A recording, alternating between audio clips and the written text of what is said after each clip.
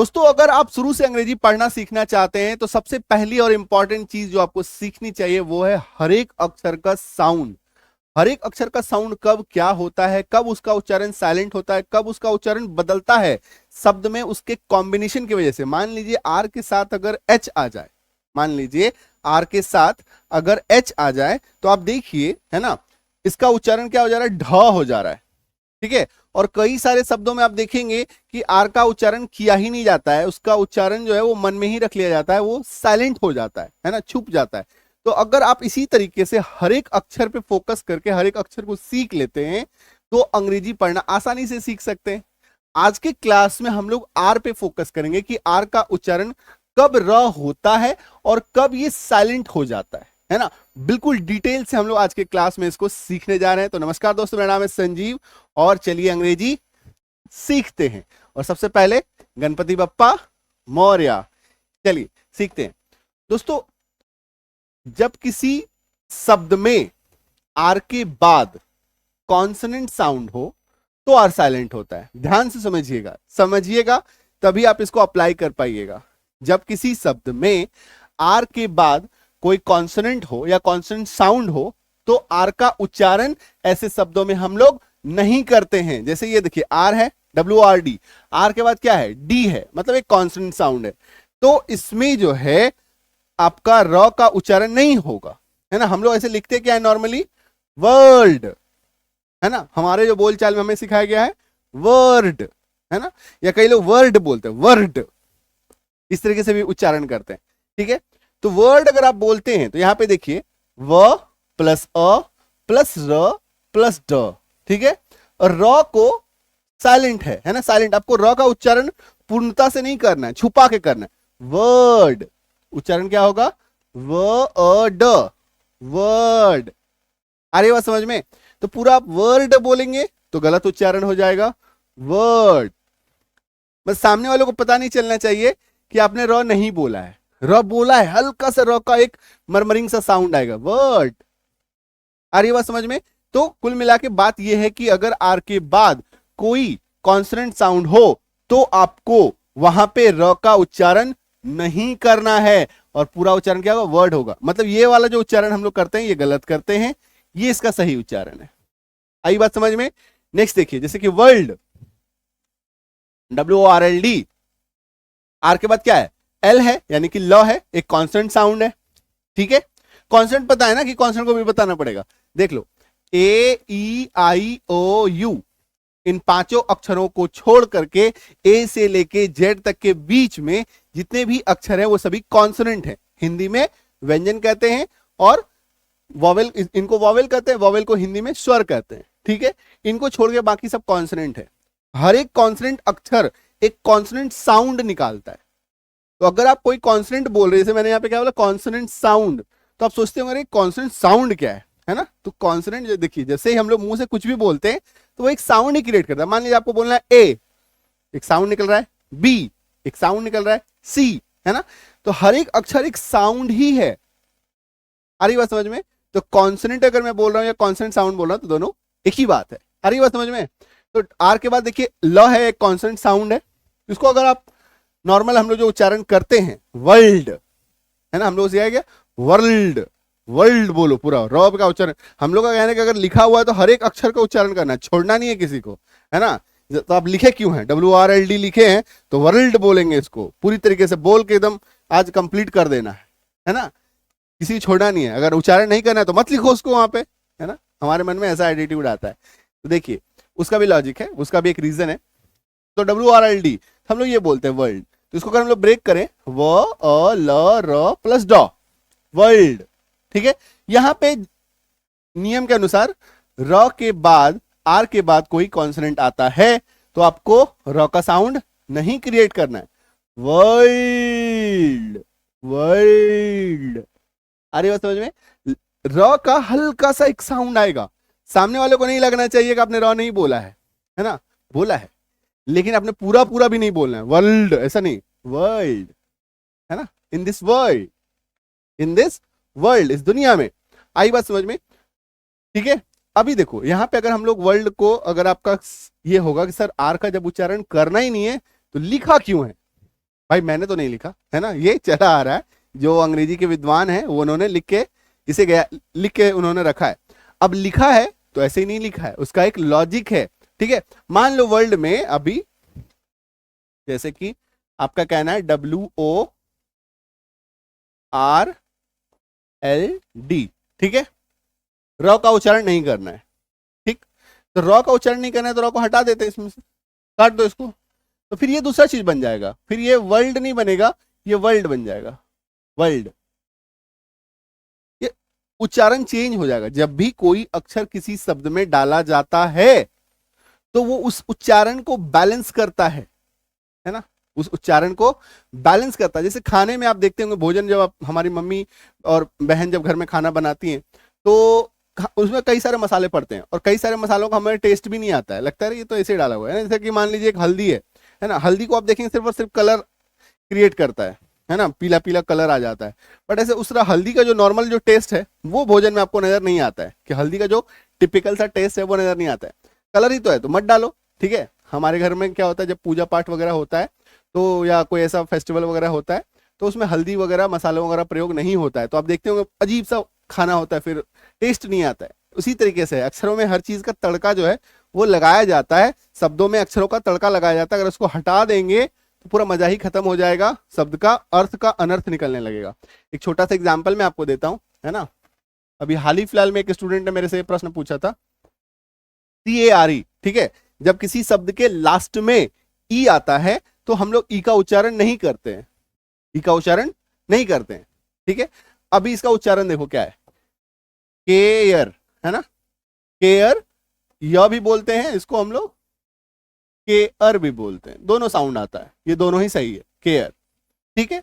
अभी क्या सर, जब ये ई का उच्चारण करना ही नहीं है तो मत लिखो इसको, तो अभी इसको ई का उच्चारण नहीं करना, इसको हटा दीजिए, तो क्या बन जाएगा, CAR, अब केयर रहेगा नहीं ना, रहेगा, ये कार बन जाएगा, ठीक है।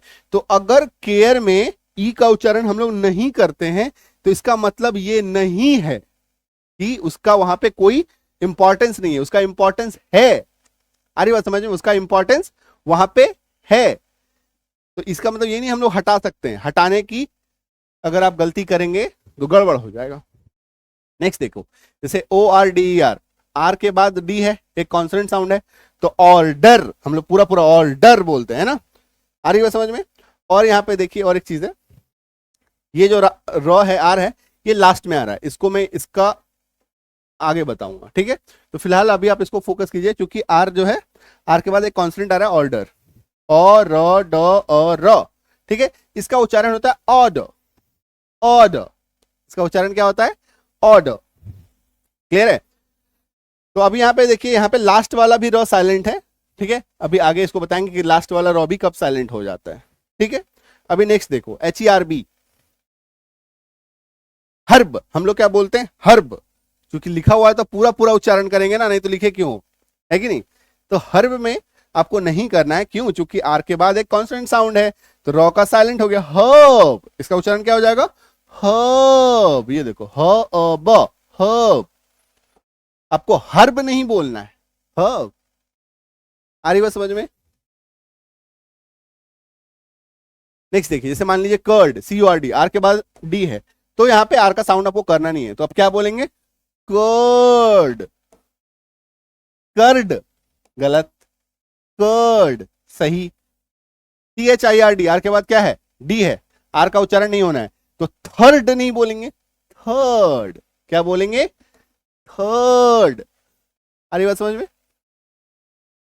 नेक्स्ट और बड़े शब्द में हम लोग जाएंगे, जैसे मान लीजिए एब्सर्ड, ठीक है, एब्सर्ड, आर के बाद डी है, हम लोग क्या लिखते हैं, एब्सर्ड, गलत, एब्सर्ड, ए ब स ड अ, स अ ड, एब्सर्ड, आ रही बात समझ में। एब्सर्ड का मतलब होता है बेतुका, क्लियर है। तो हमें क्या ध्यान रखना है, जब किसी शब्द में आर के बाद कोई कॉन्सोनेंट आ जाए तो आर का उच्चारण मैक्सिमम टाइम जो है वो साइलेंट हो जाएगा, आर का उच्चारण वहां पे करना ही नहीं है ना। एकदम हल्का सा जब उच्चारण करेंगे तो एक मरमरिंग से साउंड क्रिएट कर सकते हैं, बट पूरा पूरी आर आपको नहीं बोलना है, ठीक है।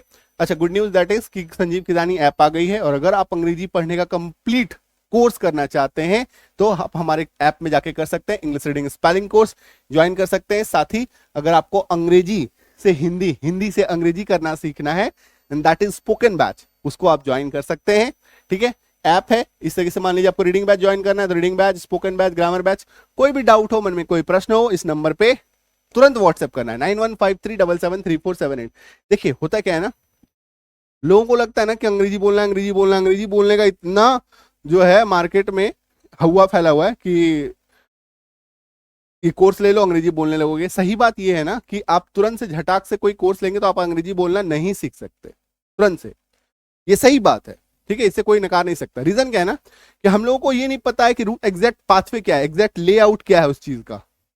आप तुरंत से अंग्रेजी बोलना नहीं सीख सकते। सबसे पहले आपको किसी भी हिंदी सेंटेंस को अंग्रेजी में कन्वर्ट करना आना चाहिए, है ना। अंग्रेजी बोलना क्या है, सिंपली जो भी आपके मन में चल रहा है उसको हम लोग को अंग्रेजी में कन्वर्ट करना है। ये कैसे होगा, इसका पहला स्टेप है आप किसी भी हिंदी सेंटेंस को अंग्रेजी में कन्वर्ट करना सीखें। कुछ भी अंग्रेजी में है तो उसको हिंदी में कन्वर्ट करना सीखें, है ना।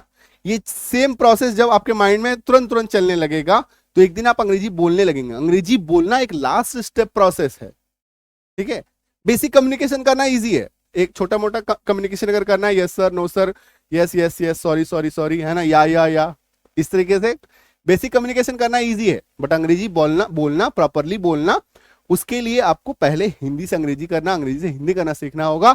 और इस कोर्स में, इसका नाम स्पोकन बैच है, इसमें सिखाया यही जाता है आपको कि हिंदी से अंग्रेजी हम लोग कैसे कर सकते हैं, क्या क्या चीज सीख जाए तो हिंदी से अंग्रेजी हम लोग करना सीख सकते हैं। ठीक है, एंड नेक्स्ट इज अंग्रेजी पढ़ना जो है, उच्चारण करना, स्पेलिंग पे काम करना, हर एक अक्षर के साउंड को सीखना, ये हम लोग इस कोर्स में सीखेंगे। ठीक है, ऐप इंस्टॉल कीजिएगा और कोई दिक्कत हो, कोई डाउट हो, इस नंबर पे व्हाट्सएप कर लीजिएगा। अच्छा, ऐप मिलेगा कहाँ?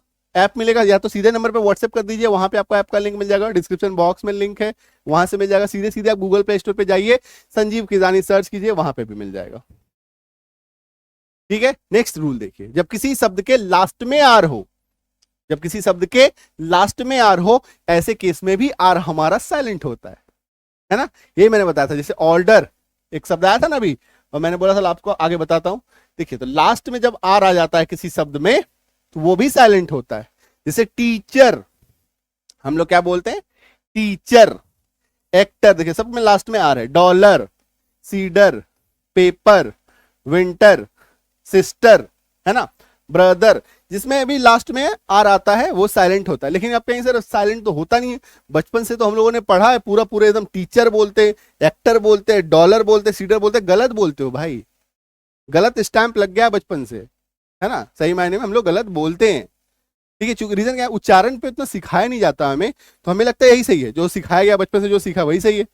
अभी देखिए, अब जैसे मान लीजिए कि ये है COMB, ठीक है, COMB, एम के बी के पहले अगर एम आता है तो बी साइलेंट होता है। बी के पहले एम आता है। बचपन से क्या है, कोम्ब, हम लोग पूरा पूरी बोल के रहेंगे, कोम्ब। तो लिखा क्यों है, म ब सब लिखा हुआ है तो बोलना पड़ेगा ना, कोम्ब। लेकिन इसका सही उच्चारण क्या होता है, कोम, सिंपल कोम, क में ओकर म, सिंपल इतना ही उच्चारण होता है। ब का उच्चारण करना ही नहीं है। ठीक है, अभी अचानक से जब हम लोग नया कॉन्सेप्ट पढ़ना सीखते हैं तो हमें लगता है नहीं यार गड़बड़ लग रहा है। ठीक है, मेरे पास ऐसे स्टूडेंट ज्यादा अच्छा कर पाते हैं जिनको पहले से कुछ नहीं आता है। जो पहले से कुछ कुछ सीख के आते हैं ना, उनको दिक्कत हो जाता है। रीजन क्या है कि एक खाली सरफेस पे घर बनाना, है ना, खाली जमीन पे घर बनाना आसान होता है, और बने बनाए घर पे उसको तोड़ करके फिर से नया घर बनाना मुश्किल होता है ना। इसी तरीके से रीजन क्या है कि आप जो जान रहे हैं तो आप उसको एक्सेप्ट कीजिए, करना होगा। रीजन क्या है कि कुछ ना कुछ गड़बड़ी रहा है ना, कुछ ना कुछ गड़बड़ी रहा, इसे एक्सेप्ट करना होगा। तो जब हम लोग टीचर बोलते हैं तो यहाँ पे ना र का हल्का सा उच्चारण करना है, टीचर, टीचर। ठीक है, एक्टर, एक्टर, ऐसे नहीं पूरा बोलना है। Dollar, cedar, paper, winter, sister, brother, brother, brother, ऐसा नहीं करना, ब्रदर, ब्रदर। आई बात समझ में? तो र का उच्चारण एकदम हल्का सा करना है। हल्का सा मतलब एकदम थोड़ा सा, मतलब 1/10 ऐसा मान के चलिए। तो आई बात समझ में? तो जब किसी शब्द के लास्ट में से ऑर्डर, ऑर्डर नहीं बोलेंगे, ऑर्डर, क्या बोलेंगे, ऑर्डर, ऑर्डर, बस इतना ही। तो जब किसी शब्द के लास्ट में आर हो तो आर साइलेंट होता है। आर का उच्चारण आपको संपूर्ण रूप से नहीं करना है। लेकिन यहाँ पे एक छोटा सा क्लॉज है कि जब किसी वर्ड के लास्ट में आर हो उसके बाद एक और वर्ड हो और जिसके शुरू में वॉवेल हो तो आर साइलेंट नहीं होता है। जैसे कि मान लीजिए टीचर, ठीक है, टीचर आपको बोलना है, टीचर के बाद एक शब्द है और वो जो शब्द इसकी शुरुआत है वो वॉवेल से है, तो ऐसे शब्दों में, ऐसे वाक्यांशों में आर साइलेंट नहीं होता है। जैसे कि मान लीजिए आप पढ़ रहे हैं, जैसे आपको बोलना है टीचर ऑफ इंग्लिश, ठीक है, teacher of English, teacher of English. यहां पे देखिए टीचर ऑफ इंग्लिश में क्या होता है, आर यहां पे है, उसके बाद देखिए एक शब्द है ऑफ, ऑफ जो है इसमें वॉवेल से शुरुआत हो रहा है, ठीक है। तो ऐसे वाक्यांश में, वाक्य का हिस्सा को हम लोग वाक्यांश कहते हैं, क्लॉज। तो teacher of English, paper of exam, इसमें पेपर, पेपर नहीं बोलना है, पूरा पूरा पेपर आपको बोलना है। क्यों? चूंकि इसके बाद जो शुरुआत हो रही है वो वॉवेल से शुरुआत हो रही है शब्दों की। Actor of drama, actor of drama, यहां पे आपको पूरा उच्चारण करना है। क्यों? क्योंकि इसके बाद जो शब्द आ रहा है वो एक वॉवेल से शुरुआत हो रहा है, ऐसे केस में, ठीक है। आई बात समझ में? नेक्स्ट देखिए, नेक्स्ट इज जब किसी शब्द में आर के बाद एक वॉवेल साउंड हो तो आर साइलेंट नहीं होता है। जब किसी शब्द में आर के बाद एक वॉवेल साउंड हो तो ऐसे हालात में, ऐसे केस में आर साइलेंट नहीं होगा, ठीक है। जैसे कि मान लीजिए आर है, इसके बाद एक वॉवेल है, रेन, पूरा पूरा उच्चारण करना है। आर के बाद ओ है, वॉवेल है, रोर, आर के बाद एक वॉवेल है, राइड, आर के बाद एक वॉवेल है, रॉ, आर के बाद एक वॉवेल है, राइप, आर के बाद एक वॉवेल है, रॉकेट, पूरा पूरी है ना, राइस, अराउंड है ना, आर के बाद देखिए एक वॉवेल है, अराउंड, पूरा पूरी उच्चारण करना है। अगर आर के बाद एक वॉवेल साउंड हो तो आपको पूरा पूरी उच्चारण करना है, आर साइलेंट वहां पे नहीं करना है। लेकिन अगर आर के बाद कॉन्सोनेंट हो, है ना, या आर जो है वो लास्ट में आ रहा हो, तो ऐसे शब्दों में आर हमारा साइलेंट हो जाता है। आर का उच्चारण ना के बराबर करना है, नाम मात्र उच्चारण आपको करना है, ठीक है, क्लियर है। तो अभी क्या करना है, सीधे आपको जाना है गूगल प्ले स्टोर पे, संजीव कितानी ऐप इंस्टॉल करना है। जैसे आप इंस्टॉल करेंगे आपसे पूछा जाएगा नए हो तो न्यू स्टूडेंट पे क्लिक करो, है ना। कुछ लोग क्या करते हैं सीधे लॉगिन पे क्लिक करते हैं, नहीं, न्यू स्टूडेंट पे क्लिक करना। क्योंकि आप नए हैं तो न्यू स्टूडेंट पे क्लिक करेंगे, नाम, फोन, ईमेल आईडी, 6 डिजिट का पासवर्ड 123456 भर दीजिएगा। भरने के बाद उसमें आपसे पूछेगा आप किस शहर से हैं, शहर का नाम लिख दीजिएगा, अपने राज्य सेलेक्ट कर लीजिएगा, ऐसे करके स्क्रॉल करके, ठीक है। छोटा सा एक चेक बॉक्स आएगा ऐसा करके, उसको टच कीजिएगा, वो ऐसा हो जाएगा, ठीक है। इसके बाद रजिस्टर रहेगा, रजिस्टर पे क्लिक कीजिएगा, आप रजिस्टर हो जाएंगे, ठीक है। रजिस्टर होने के बाद आपको ऐसा स्क्रीन दिखने लगेगा, सर आपका नाम यहाँ पे दिखने लगेगा, ठीक है, अपना नाम, तो पूरा बैच दिखने लगेगा, reading batch, spoken batch, grammar batch, SSC bank batch, ठीक है। कुछ हेल्प चाहिए, हेल्प सेक्शन भी हमारा यहाँ पे अवेलेबल है ना। यहाँ पे जैसे आप क्लिक करेंगे सीधे आप यहाँ पे व्हाट्सएप पे मेरे पहुंचेंगे, कुछ भी प्रॉब्लम है तुरंत व्हाट्सएप कर दो, सर ये प्रॉब्लम है ना। विद इन 24 आवर हमारी रिस्पॉन्स टीम जो है वो बैठी रहती है, विद इन 24 आवर आपको रिप्लाई मिल जाता है, आपके सवालों का जवाब मिल जाता है, ठीक है। कॉल पे बात भी कर सकते हैं, कॉल अरेंज करके कॉल पे बात भी कर सकते हैं कि हाँ कुछ जानकारी चाहिए, कॉल पे भी बात हो सकती है, ठीक है। बट हाँ कॉल में रिक्वेस्ट होगी कि सुबह 11 बजे से लेकर शाम 5 बजे के बीच में ही फोन कीजिए, ठीक है। चलिए मिलेंगे अगले क्लास में, और नई बैच शुरू हो गई है, जल्दी से जल्दी जाकर के इसको ज्वाइन करना है आपको। चलिए thank you so much, all the best. और क्लास अच्छा लगा है, समझ में आया है तो कभी कभी लाइक कीजिए, और अपने नियर वन डियर वन जिनको आप प्यार मोहब्बत करते हैं या आपको जो प्यार मोहब्बत करता है उनको जरूर से जरूर क्लास को शेयर कीजिए, और ऐसे ज्ञानवर्धक क्लास के लिए सब्सक्राइब फॉलो करते रहिए संजीव किसानी को। All the best, happy learning.